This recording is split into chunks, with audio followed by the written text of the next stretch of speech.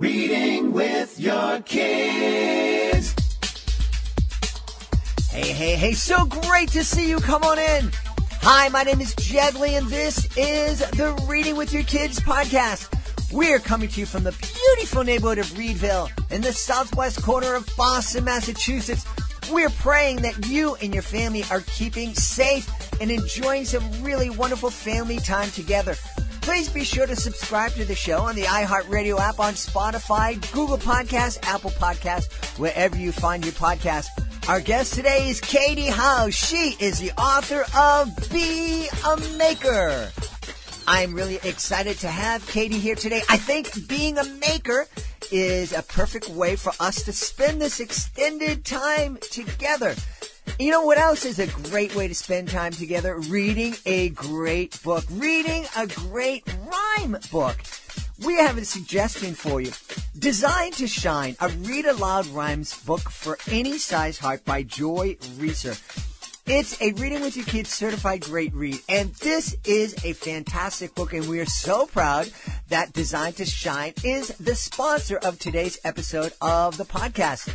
Open any page of Designed to Shine for a rhyme with art for your heart. Topics will lead you and your loved ones into fun, laughter, and joy, and onto the dance floor. You'll receive ideas to pay attention and new ways, reminders about kindness, and so much more in this alphabetical treasure.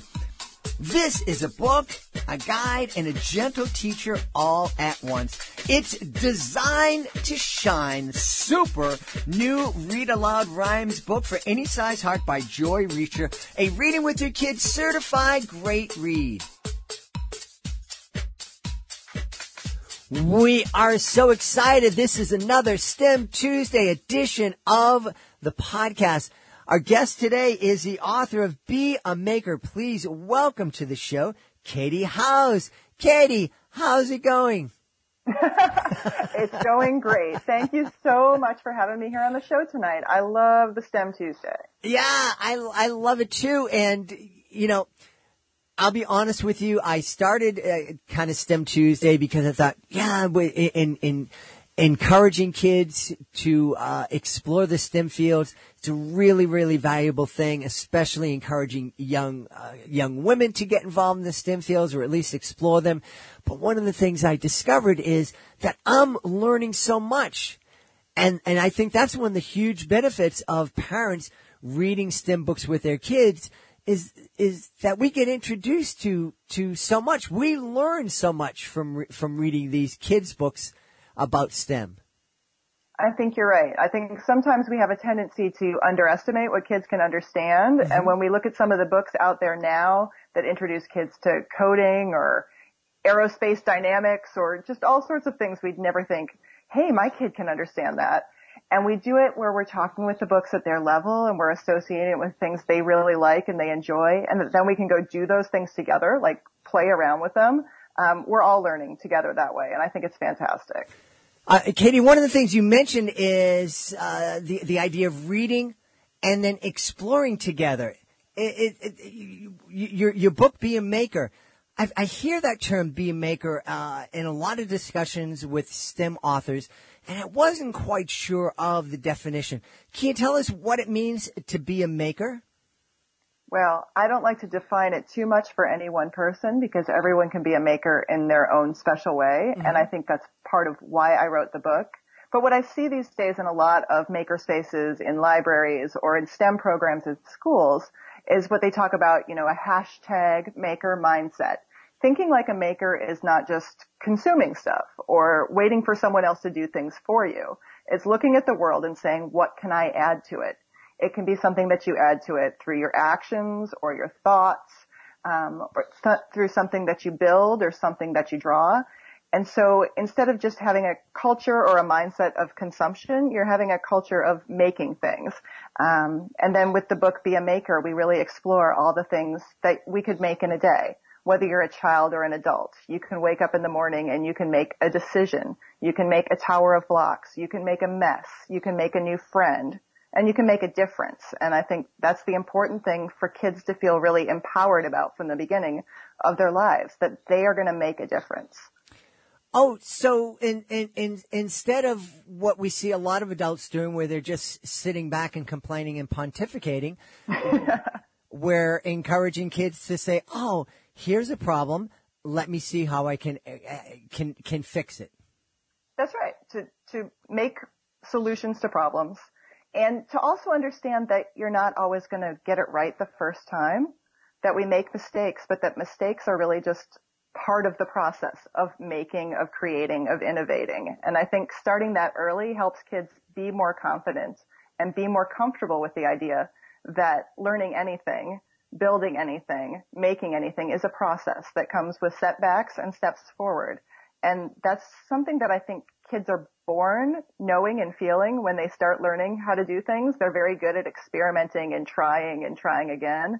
But somewhere along the line, they start to lose that confidence. And the maker movement as a movement in general kind of helps encourage people to keep trying through those hard points and keep creating things and keep valuing what they create, even when it happens by mistake or takes a lot of tries. I'm glad that you mentioned that, we're kind of born with this idea of being a maker and the courage to go out and experiment. And, a lot of our culture, especially here in the United States, it was built by a lot of folks who were going out and trying and putting themselves in situations where they didn't have a lot and they had to create. Where you were saying somewhere along the line, kids seem to lose that kind of instinctual maker that we're born with. I kind of think that our society has kind of lost that in some ways. I don't know. Do you agree with that? I think that there are moments and times and places where definitely it's lacking. I think that sometimes we feel like there's only one right way to do things, or we feel like we're going to be judged if we do things wrong or differently from others. There's definitely societal constructs that kind of put those limitations on us and make it harder for us to experiment and innovate and feel comfortable making something without all the instructions. And without having, the Instagram perfect picture of it at the end that you can share with everybody. But I think that there's a movement in the other direction these days. We're seeing less and less saying every kid has to get the same answer to be right. We're saying less and less that every project has to look perfect to be right. It's more about self-expression. And I think the maker movement has done a lot for that. And I think that STEM and maker spaces in classrooms and libraries have done a lot for that because they open up the idea of experimentation and the idea of just trying something new that you've never tried before, and it's okay to not be perfect at it. Yeah. And another thing that you touched on that I really love is that we don't have to come up with the same solution. Absolutely. Yeah. And in a classroom, sometimes that's tough for kids to know that. They feel like if I don't get the right answer, it's only one right answer. But there isn't just one right answer. There's lots of ways to solve a problem. And that's something that makers do. They solve problems in their own particular way that is most sort of connected to what they're good at or what they enjoy or how they want to see the solution. And it's so good to teach kids that when they're young. Our world just keeps changing and we don't know what it's going to be like or what jobs are going to be like, what life is going to be like 25, 30 years down the road. So having people who are comfortable trying something new and solving it their own way and not just the way someone told them they had to, that's what's going to make the world a better place. You mentioned the idea of there can be two right answers, and then you connected it with school and in a lot of situations, probably due to a lot of the standardized testing, there isn't room to have two correct answers in a lot of school situations. Do you think that that's part of the issue that, we send kids to school and they have to, score perfectly on these different tests and there's not a lot of wiggle room on these tests? There's not a lot of room for creative thinking on these tests. It's either yes or no. I think it's a very hard situation right now, and I don't want to come down too strongly one way or another about standardized tests because I do understand as someone who loves math and statistics as well that sometimes you have to measure things, and sometimes measuring things is not going to be perfect. I don't know that high stakes testing is the best way to measure success of a school or the performance of a teacher or the performance of a student. I would say that it is, in my opinion, probably not the best way, but I haven't got a solution to propose yet, so I don't like to, completely run down a practice until I know that there are alternatives that are going to help things. But I do think that any time in the school, in the classroom, when we can make space for multiple solutions, it is good for kids. It is good for their minds to stretch in different ways. It is good for their confidence so that they feel competent and accomplished, and that their opinion, their point of view is legitimate. And so maybe there's a place for both standardized testing and for more open, inventive, and creative pursuits in schools. But either way, we should fund schools better and make room for all of those things and, take the time to do some research on what's really working for kids. Yeah. Well, right now we need to take some time to find out exactly what Be a Maker is. Tell us all about this book. Okay, well, thank you. I was really inspired to write a book about makers, about all the things that kids can make, because I felt that sometimes grown-ups underestimate all the things that kids make. And I think that sometimes kids underestimate themselves and all the things that they can create. So Be a Maker is a very affirmative book for kids that helps them really think about waking up in the morning and saying, today, what am I going to make? And I think that helps us start our day off with a positive attitude, with a thought that there's so many options for us. It goes through the course of a day, and it's a rhyming picture book, and I promise it is fun to read, and you won't get tired of the rhymes even after you've read it 100 times. I've certainly read it more than that at this point. And we explore with a couple of friends all around their neighborhood and their homes. Well, they make a tower, they make a mess, they make a spaceship, they make a playground with their community, and they help make a difference. And at the end of the book, it wraps up with one more question. It says, in a day of making choices, are you proud of what you've made? And on the very last page, we just have a wordless spread where you can see the children from the back looking at what they've made over the course of the day. And I love to sit there with kids and look at that last page and say, do you think those kids are proud of what they've made today? And to ask the kids, which thing would you have been the most proud of? What does proud feel like to you? What things have you made that you're proud of? And so just having that space at the end with the wordless page that the illustrator drew so beautifully, it really gives a chance for the parent or whichever grown-up is reading with the child and the child to have a conversation about what things in our lives do we make and how do those make us feel. And it helps us have that discussion about when something makes us feel proud, we want to go back and do it again. We want to focus more of our energy on that. We want to repeat it.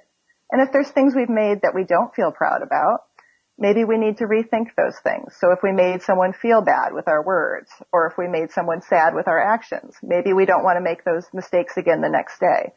So I think in general, I just wanted a book that would really open up those conversations and open up that mindset for kids.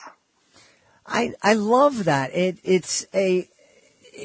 sounds like you're approaching some, very, very important concepts that we want kids to kind of understand, the idea of friendship, working cooperatively, making choices from a very kind of active way instead of just, asking kids to sit back and, think about this. It's like, hey, we want to think about it. We want to read about this, but then we want you to take this information and really act and go out and be a maker.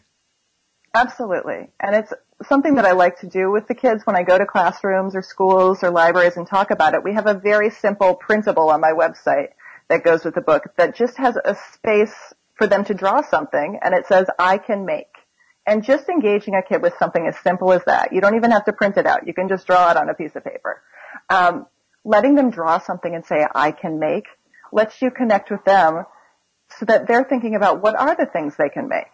And then giving them an opportunity to make that, perhaps with materials you have around the house or recycled materials, or with their Legos, with whatever they like to use to make something. You're then taking that conversation one step further. You're taking the activity further. You're really connecting with them, and you're leaving an impression on them that makes them feel confident and competent and creative.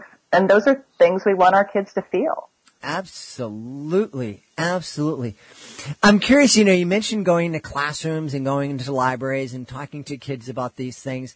I imagine you've heard kids tell you all sorts of things that they can make.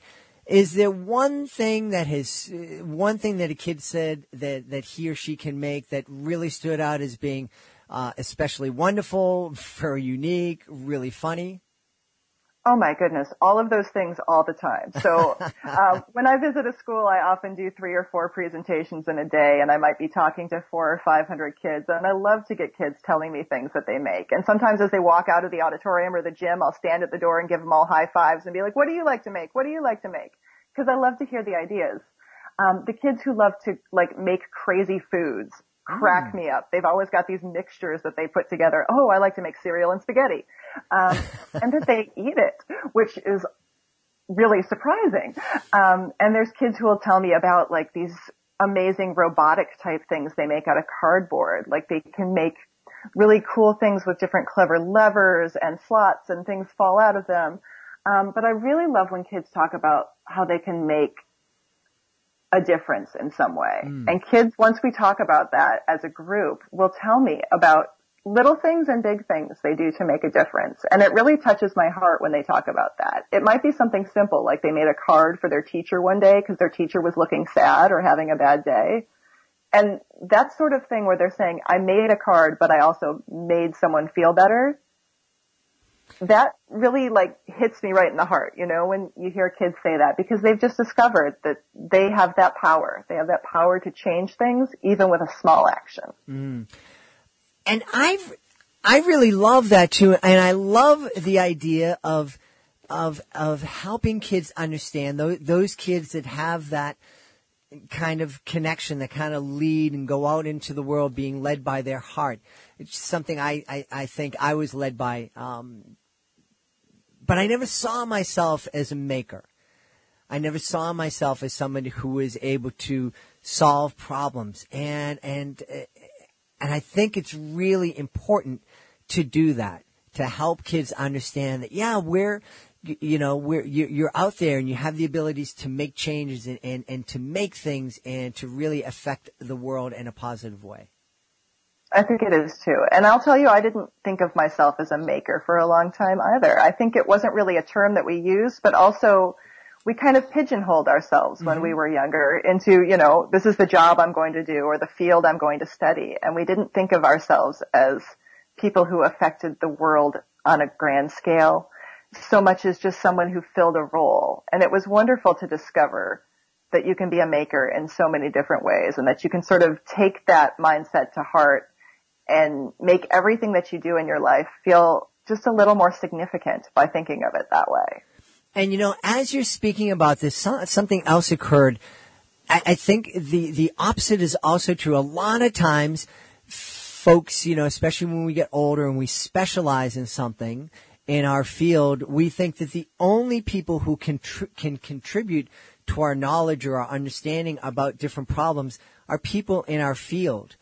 And sometimes the greatest discoveries happen when somebody who's been looking at a problem, say, through a physics lens, may have a conversation with somebody who's a plumber, for example, and they mention something, and now when that physicist looks back with this different perspective, a whole new world opens up to them.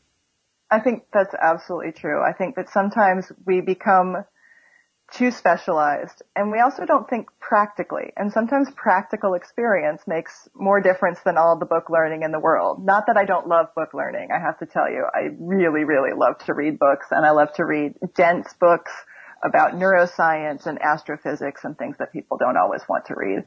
But yes, I used to be a physical therapist, and I thought that I needed to use those tools to solve all my problems. But sometimes working with other people who were not part of the therapy situation would help me come up with solutions I never would have come up with on my own. And I think that's really when I started realizing I was a maker, because we would start using duct tape and PVC pipe and electronics and batteries and whatever we could to make devices to help people who needed very specific things in their home or in their workplace to help them access the environment adequately. And so I started learning some real practical skills then, and it really expanded my world as a maker and my ability to make a significant difference for people. Well, I'm really happy. I think your book, Be a Maker, is going to make a significant difference in a lot of families and bring a lot of joy. I just think it's a wonderful thing that can really, we ask a lot of times what kind of conversations that families can have after reading a book. This is a book that, families can not only have a conversation, but just jump into action together. And I think that's fantastic. That's wonderful that you think that, and I'm so glad. I really hope that it does really spur that kind of action among families where they have real talks about what they can do with their choices, with their time, with their resources, and then they then go out and do that together. Yeah. Now, we don't have a lot of time left, but I have to do this. I was on your website, which is fantastic, and listed different books that you've written. One of the books that you've written absolutely caught my eye because when I was younger, there was a TV show here in Boston in the afternoon for kids, and the star of the TV show was fantastic. I loved him. He was this big, goofy astronaut guy, and I actually made my acting debut on his show when I was in second grade. His name was Major Mudd. So when I saw that you wrote a book, Magnolia Mudd and her super jumptastic launcher, I just need to ask you to tell us a little bit about this book. Oh, thank you. That book is so much fun. And I didn't know anything about this Major Mudd, so now I gotta look this up.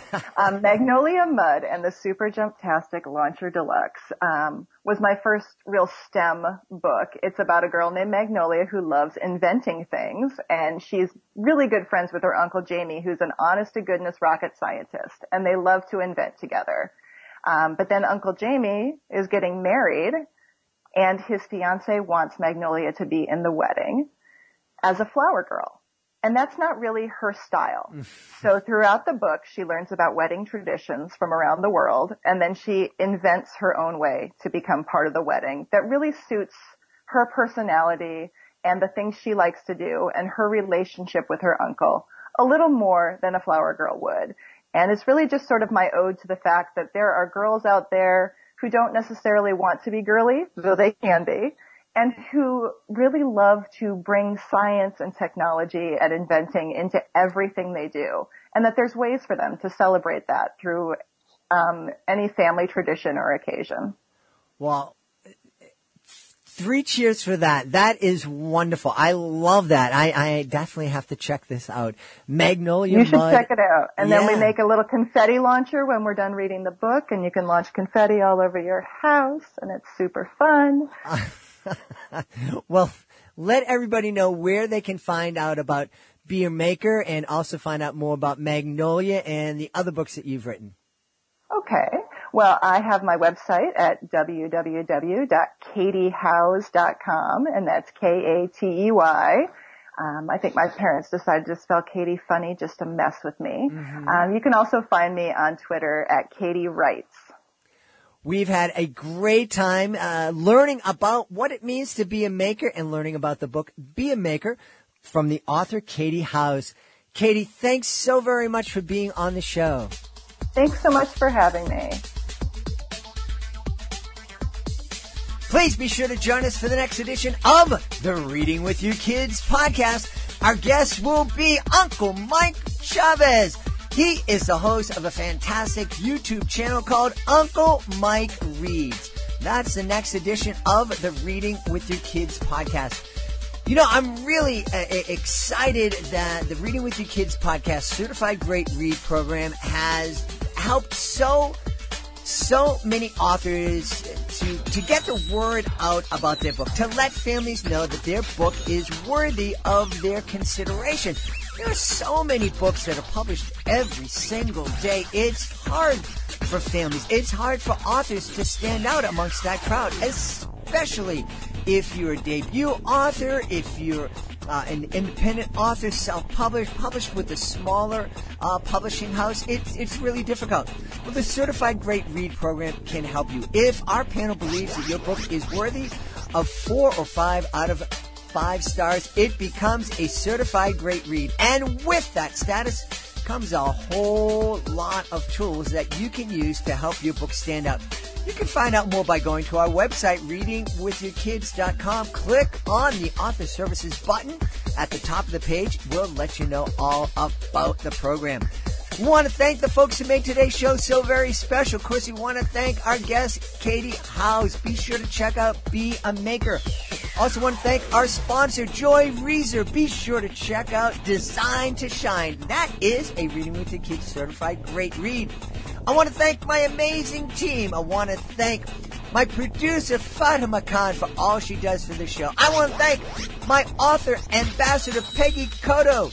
I want to thank my beautiful wife for all the support she gives me. I want to thank you. This is a really difficult time that we're all dealing with right now. This is uncharted waters for us. I really appreciate you taking the time to listen to us. Listening to the show lets me know that you're one of those parents that you're involved with your kids. You spend lots of time with your kids anyways. I bet you're kind of like me. You're kind of saying, this is inconvenient having to be in the house for so long and not being able to work. We're a little bit scared, but I'm kind of digging spending this much time with my kids. So I want to thank you for that. And I want to thank you because of that time that you're spending with your kids, you're making the world a better place. I'll be looking for you in the next edition of the Reading with Your Kids podcast.